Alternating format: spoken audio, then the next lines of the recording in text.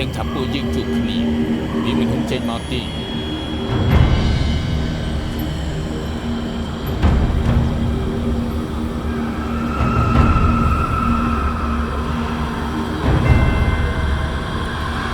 ាងព្រាយចង្រៃឆាប់ចេញមកលោកកូននឹងឯងនៅទីនេះឆាប់ចាត់ការកូនវាទៅ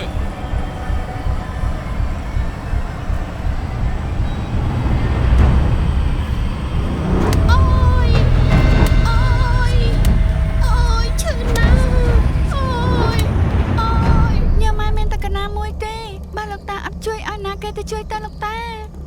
អញ្ចឹងកណាលេងបានជិះមកគាត់រហូតហើយលោកតា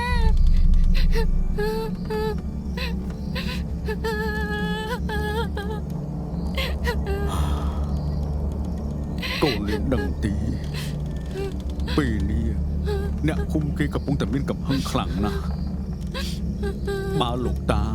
បណ្ដោយឲ្យកូនលេងទៅលោកតាមិនតានីថាពួកគេមិនធ្វើអ្វីកូនលេងនោះទេណាកណាអត់ខ្លាចទេលោកតាឲ្យតែលោកតាជួយកណាដេគុណមានចូលមកក្រោមសិនមកកណាមានការសំខាន់ណាស់ដេគុណលោកតាមានតែលោកតានឹងលេនសោះទេតែអាចជួយមីណានបានណាលោកតាជួយគាត់តែណាលោកតាណា